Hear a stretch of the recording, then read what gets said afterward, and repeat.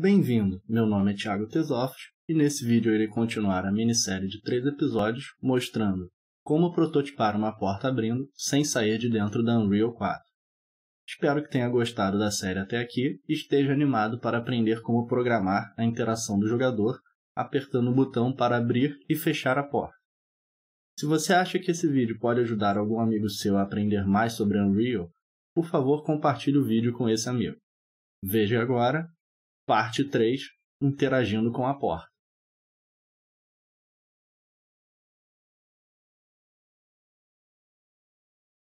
No último vídeo, nós animamos a porta se abrindo e colocamos a Unreal para ativar essa animação no momento que o jogo começasse.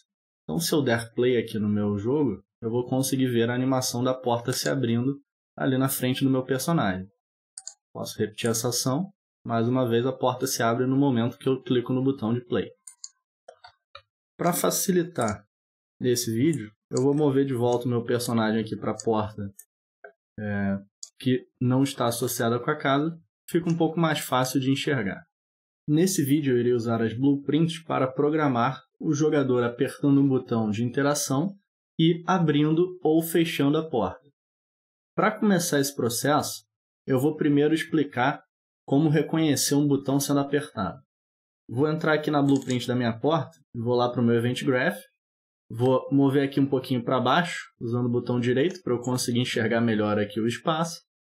Vou clicar com o botão direito e eu já vou conseguir ver aqui uma lista gigantesca de possíveis nodes que eu posso usar aqui na minha blueprint. Se eu quero reconhecer algum botão do meu teclado sendo pressionado, basta eu digitar aqui na lista Keyboard, que é o nome do teclado, em inglês, e eu já vou conseguir ver uma lista com todas as teclas do meu teclado. Se eu quiser ser mais específico, eu posso digitar depois do keyboard aqui uma tecla específica, como por exemplo a tecla F. E ele vai me mostrar aqui mais facilmente o botão F.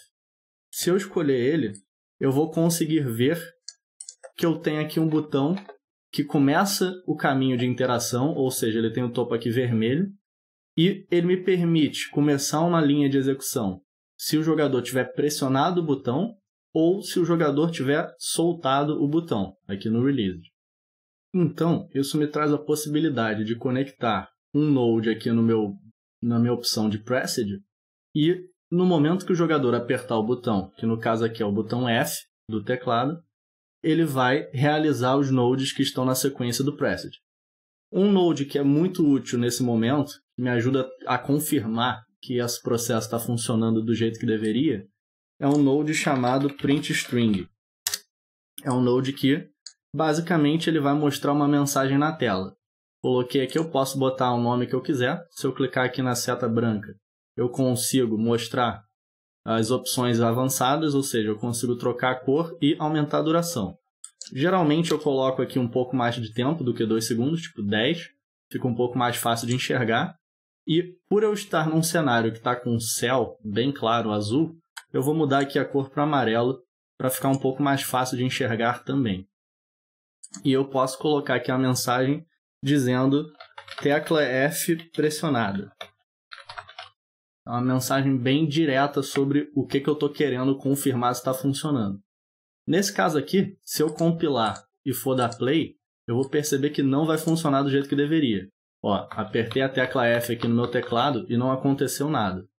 A razão para isso acontecer é muito simples. Não basta apenas eu dizer para Unreal que quando o jogador apertar a tecla F, ele vai ativar as ações aqui que eu quiser. Eu também preciso dizer de qual jogador que ele está reconhecendo esse botão sendo pressionado. A Unreal já vem naturalmente preparada para jogos multiplayer. Por isso, eu também preciso dizer de qual controle que ele está reconhecendo esse input. E como é que eu faço isso? Basicamente, eu tenho que usar um node chamado EnableInput. Está aqui, ó, bem simples. E eu tenho que conectar aqui de qual controle que eu quero que ele reconheça esse input aqui dentro da blueprint da porta, No caso, o EnableInput, ele está reconhecendo esse ator aqui como sendo o alvo, o target dele é ele mesmo. Então, a própria porta vai estar sendo ativada para reconhecer um input. E aqui eu preciso dizer qual é o controle que vai estar enviando o input dele para essa porta. Se eu estou fazendo um jogo single player, eu consigo realizar isso de maneira bem simples. Basta eu pegar aqui um getPlayerController, que ele vai pegar o controle do player. Naturalmente, se eu só tenho um player, o player index 0 é o meu player 1, então ele já vai funcionar tranquilamente. Se eu quiser ser mais específico com o multiplayer, eu vou ter que usar aqui outro node ou então criar um sistema para reconhecer qual é o player que está interagindo com essa porta. E especificamente nesse vídeo eu vou fazer um sistema que me permite checar qual é o player que está se aproximando da porta. Então eu vou conseguir pegar especificamente o controle do player que se aproximou daquela porta. Se eu quiser confirmar que isso daqui está funcionando, eu tenho que conectar a linha de execução em algum lugar, né?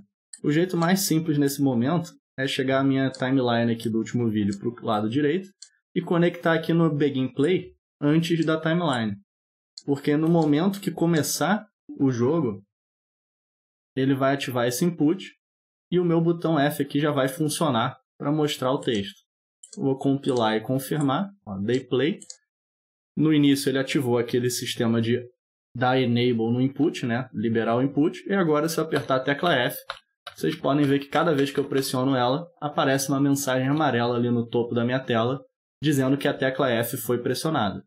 Com isso, confirmando que o recebimento do input aqui da tecla F do teclado está funcionando. Então eu posso substituir esse print string aqui pelas ações que eu quero para abrir ou fechar a porta. Mas fazendo desse jeito, a única tecla que vai ser checada para ativar essas ações é a tecla F.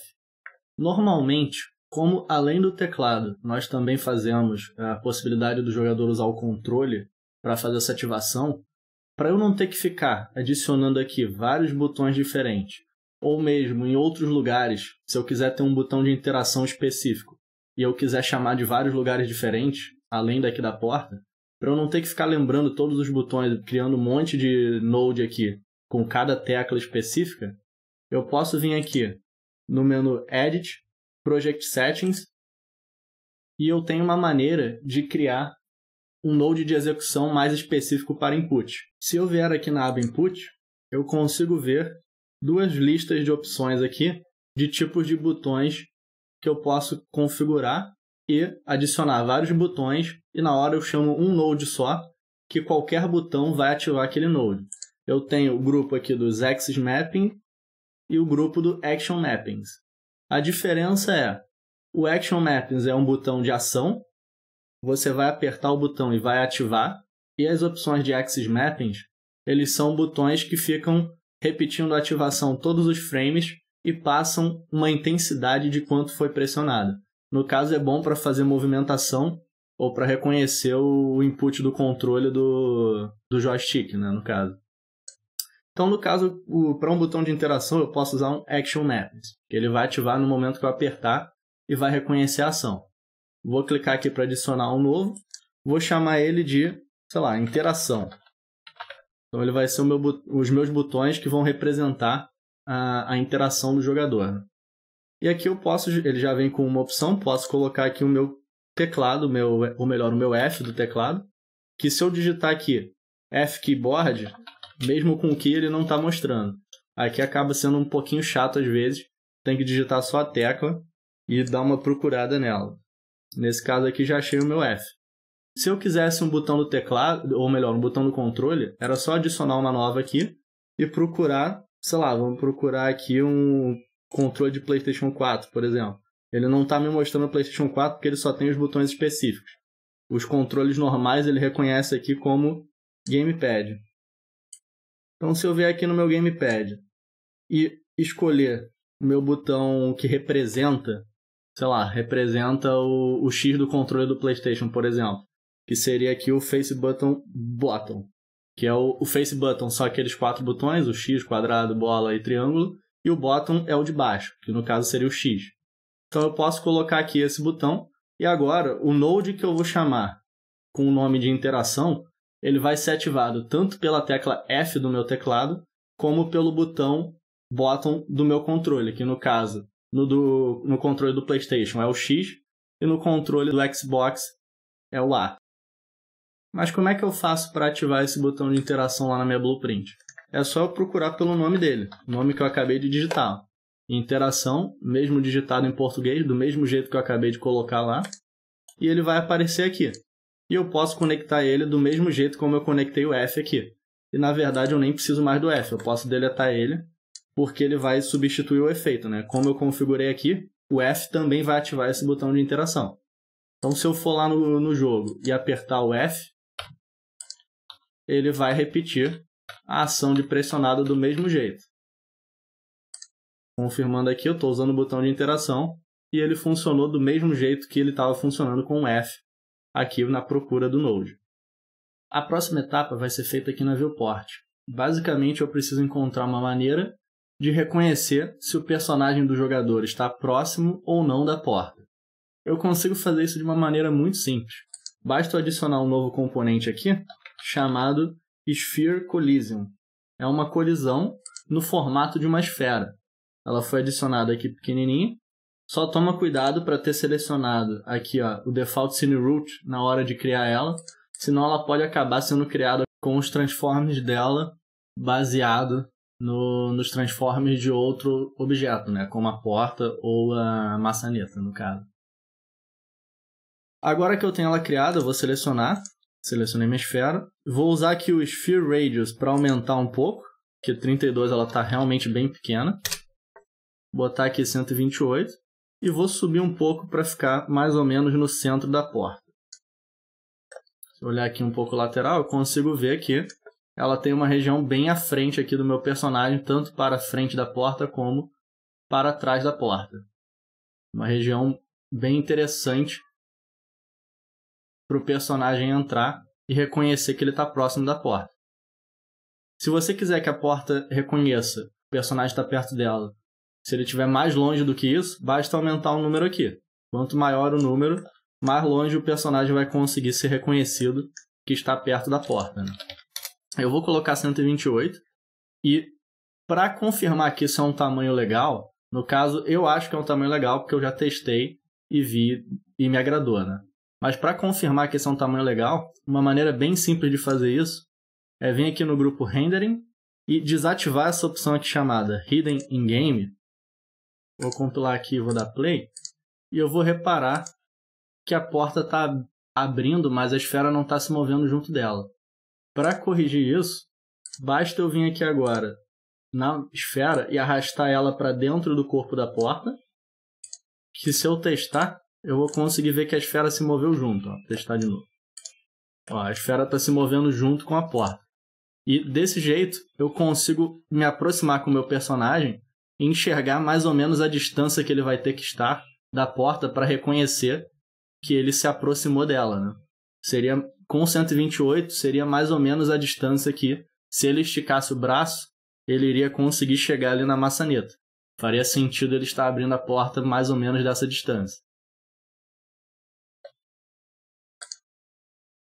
Agora que eu tenho a esfera para confirmar se o personagem está próximo ou não da porta, eu consigo vir aqui no Event Graph e definir que essa ativação do Enable Input aqui só deveria acontecer se o personagem estiver próximo da porta, ou seja, dentro da esfera.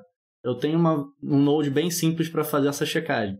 Basta eu selecionar aqui a esfera, clicar com o botão direito, ele já vai me mostrar aqui os nodes relacionados a essa esfera, o que facilita bastante. Se eu começar a digitar aqui onComponent Begin Overlap, ele já vai me mostrar diretamente o da esfera aqui.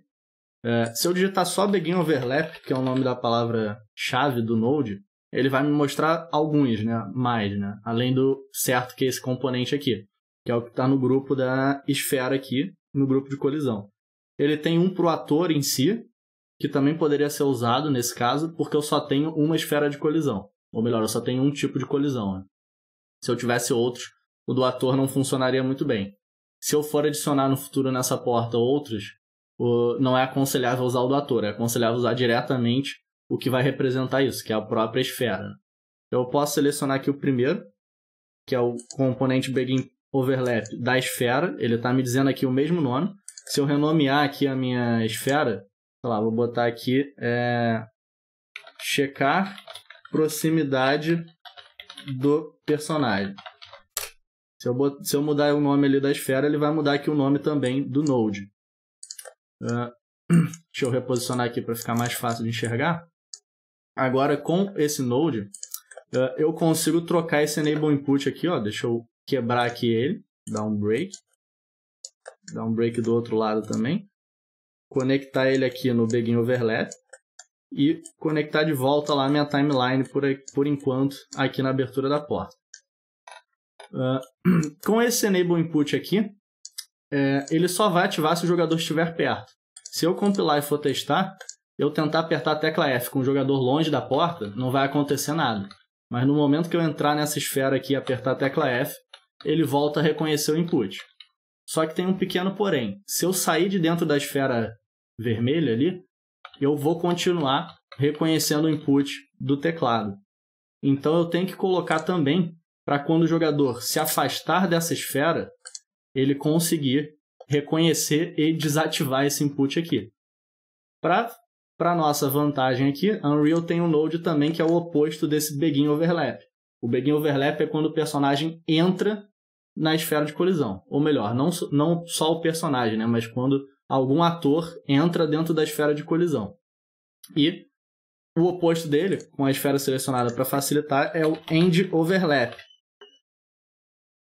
que me permite reconhecer quando o objeto saiu de dentro da esfera. Então, deixa eu reposicionar aqui, um do lado do outro, ou melhor, um próximo do outro. E o node que eu posso usar para desativar o input é bem óbvio, né? Só, assim como o enable, que é ativar em português, ativa o input, eu tenho o disable input, que ele serve para desativar o input.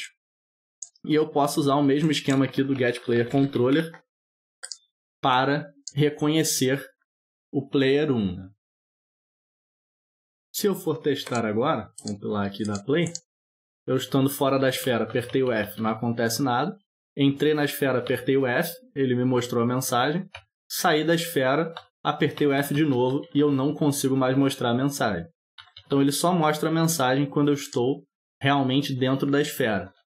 Só que tem um pequeno porém. Do jeito que ele está aqui, esse node reconhece qualquer blueprint entrando nessa esfera aqui, ou saindo da esfera, para ativar o enable input do player 1. O que não é o ideal, né? Eu preciso, idealmente, confirmar que é o próprio player, próprio personagem, que entrou dentro dessa esfera para ele conseguir ativar o input só quando realmente for o personagem que estiver dentro dela. Como é que eu faço isso? Vou arrastar aqui para o lado os dois. Se vocês repararem aqui na lista de nodes que já tem, eu tenho um chamado outro ator. No caso, isso daqui, esse node, ele está checando uma colisão entre duas blueprints. Uma delas é naturalmente a blueprint que é dona dessa esfera, que no caso aqui é a porta. Então, o outro ator é a outra blueprint que interagiu, ou melhor, que colidiu com essa esfera. Que, no nosso caso, nós queremos confirmar que é o próprio personagem do jogador. Como é que eu confirmo se é uma blueprint específica? Basta eu usar uma opção chamada cast e digitar o nome real da blueprint, que, no nosso caso aqui, é o third person character. Tá, mas primeiramente, se você não sabe o nome da sua blueprint do personagem, vamos confirmar ela, né? Como eu estou usando o template, ela fica aqui na pasta third person BP, blueprint, e o meu personagem aqui está com o nome dele, third person character. Se você tiver colocado um nome diferente para o seu personagem, aí você vai ter que dar o cache para o nome específico que você colocou na blueprint dele.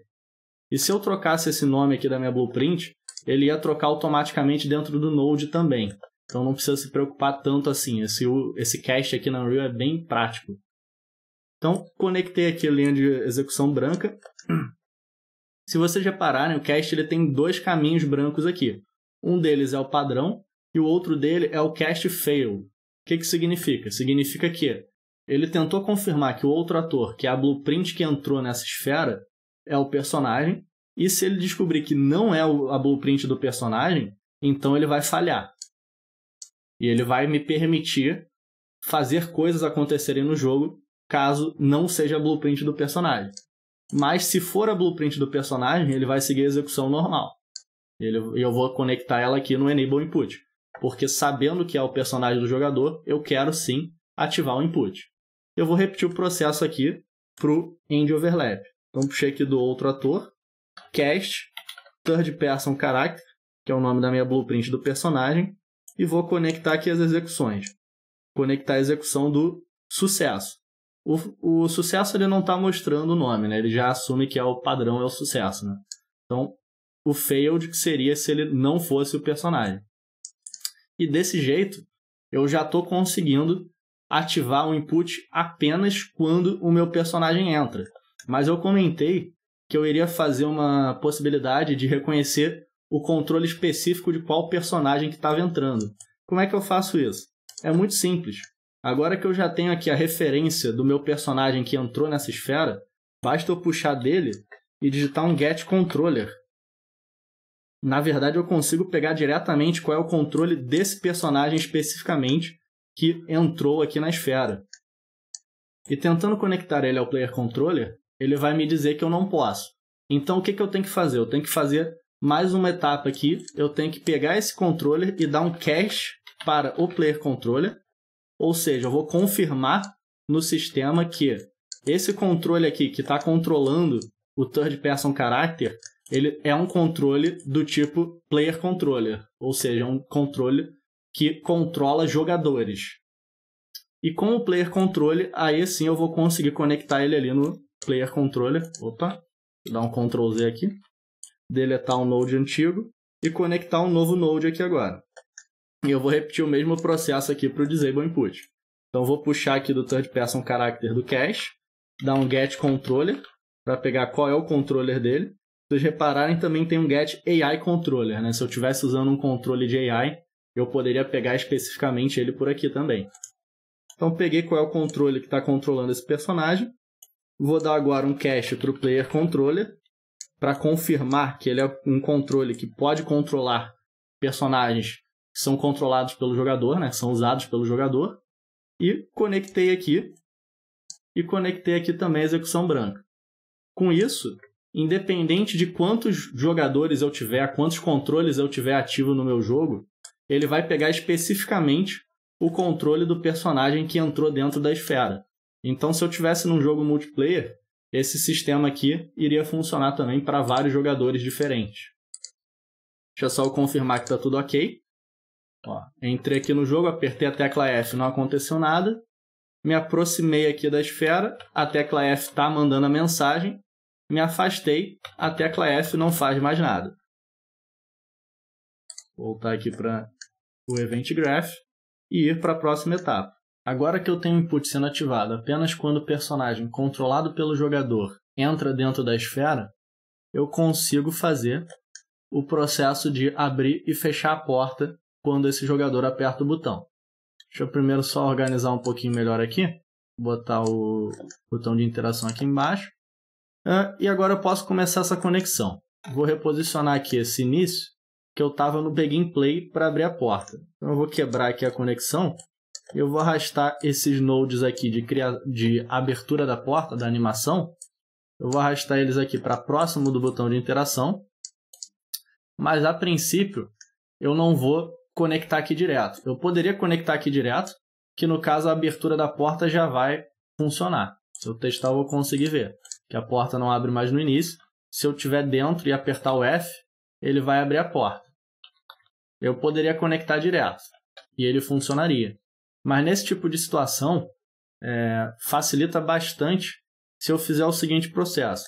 Eu clicar aqui com direito e adicionar um Custom Event, add Custom Event, e digitar diretamente o nome da ação que eu quero. No caso, poderia ser abrir porta. E eu faço um segundo add Custom Event, aqui, que seria o fechar porta. Eu poderia também usar um só e usar um boolean para definir se a porta está abrindo ou fechando. Mas nesse caso específico, um para abrir e outro para fechar a porta resolve o meu problema. Então deixa eu desconectar aqui. E aí eu vou fazer essa conexão da seguinte maneira. eu vou conectar o abrir porta no play e eu vou conectar o fechar porta no reverse. Desse jeito, quando eu ativar o evento de abrir a porta, ele vai dar play na animação, ou seja, ele vai rodar a animação para frente, que é o efeito de abrir a porta, como nós animamos no último vídeo. E no momento que ele chamar o evento chamado fechar porta, ele vai tocar essa animação de maneira revertida, ao inverso. Então, se a porta estiver aberta, ele vai acabar fechando a porta. Deixa eu reposicionar aqui melhor. Na verdade, deixa eu fazer uma troca aqui. Vou botar o abrir porta e fechar porta aqui em cima. E deixar aqui embaixo de interação. E no caso, agora eu tenho que chamar esse abrir e fechar porta no botão de interação. Como é que eu faço isso? Como eu já tenho o meu print string aqui confirmado, eu não preciso mais dele, vou deletar ele. E a conexão vai ser feita da seguinte maneira. Eu posso puxar aqui e digitar diretamente o abrir porta. Se você reparar, ele veio agora com a cor azul. O que significa? O Custom Event ele é vermelho porque ele é um começo de uma linha de execução. Todos os nodes que são vermelhos são começo de linha de execução. Quando ele está em azul, é porque ele está sendo chamado de outro lugar. No caso, se eu clicar 2 vezes nesse abrir porta, ele vai me selecionar qual é o evento que está sendo chamado. Todos esses outros nodes que a gente está vendo aqui, que tem o azul, é porque eles foram criados exatamente desse jeito aqui, só que provavelmente criados em C++ pela própria app na hora que eles estavam construindo essa parte da engine. No caso, por isso que quando a gente criou o nosso aqui, abrir porta, ele ficou com a cor azul. Só que eu quero, além de abrir a porta, eu quero também poder fechar. Se eu botar aqui o fechar porta, e conectasse direto aqui, não ia fazer muito sentido, né? Eu ia ativar os dois ao mesmo tempo. Então eu tenho que fazer uma escolha entre qual dos dois eu vou ativar, se vai ser o abrir a porta ou fechar a porta, baseado em qual estado a porta está, né? Se ela estiver aberta, eu ativo o de fechar, e se ela estiver fechada, eu ativo o de abrir. Eu poderia fazer uma variável para armazenar se a porta está aberta ou fechada e controlar aqui essa variável, provavelmente do tipo boolean, e definir se ela está aberta ou fechada para eu ativar isso. Mas nesse caso em específico, eu não vou complicar tanto assim não. Vou fazer de um jeito ainda mais simples, que eu tenho um node aqui chamado flip-flop, que ele vai me permitir fazer o seguinte: eu conecto o A no abrir a porta e o B no fechar a porta. Se vocês repararem, ele já vem aqui com um node checando para ver se é o A. O que esse node especificamente faz, o flip-flop? Ele me permite passar para uma opção diferente cada vez que esse node for chamado. Ou seja, na primeira vez que o botão for pressionado, ele vai mandar aqui para o A e vai abrir a porta.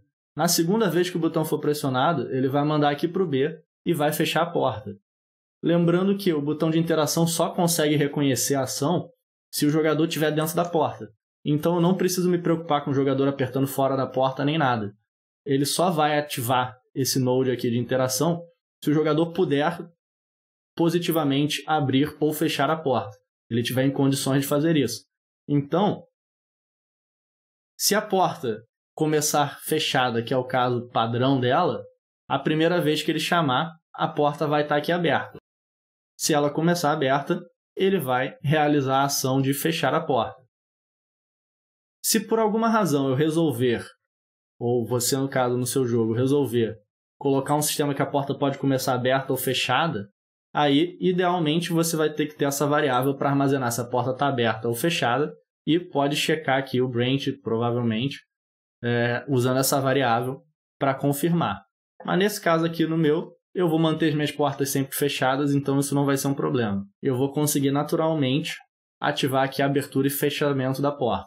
Deixa eu confirmar que está tudo certo. Entrei aqui no meu jogo, a porta está fechada. Cheguei perto, apertei o F. Ele rolou até esse pequeno problema aqui da câmera sendo empurrada. Mas a princípio ele abriu a porta, que era o nosso objetivo, né? E se eu apertar de novo, ele fecha a porta. Então consigo abrir e fechar a porta quantas vezes eu quiser.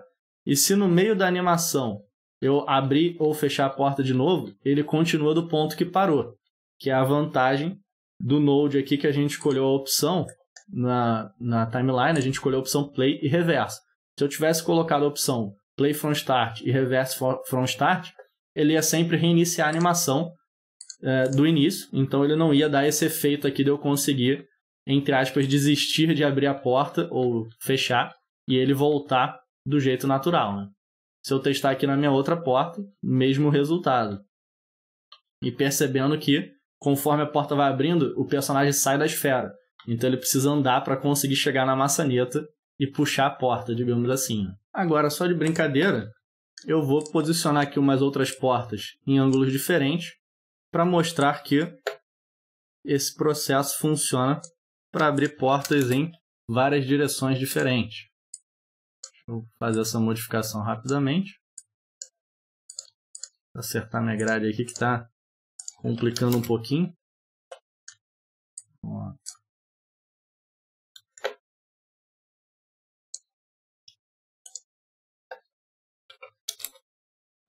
Menos 90. E eu consigo até colocar a porta aqui em cima também. Se eu der play, eu consigo ver que todas as portas estão fechadas e eu consigo abrir cada uma delas do jeito que eu quero, até a de cima. Lembrando que elas estão abrindo para a minha direção, para cima do jogador, porque esse é o ângulo delas, né? Dessas portas aqui. Se eu botar a porta, se eu olhar essa daqui, ele está abrindo para frente, que é a posição. Se eu inverter aqui a posição do ângulo, eu consigo causar esse efeito aqui do mesmo jeito. Deixa eu reposicionar aqui. A marcação que eu tenho é o lado que está para a direita.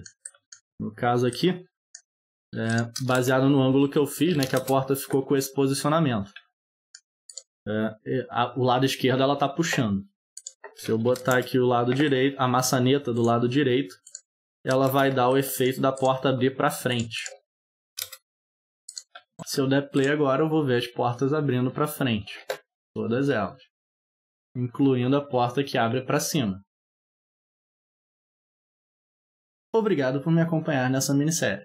Se você gostou e quer ver mais conteúdos como esse, se inscreva no canal e ative o sino para ser notificado sempre que sair um vídeo novo.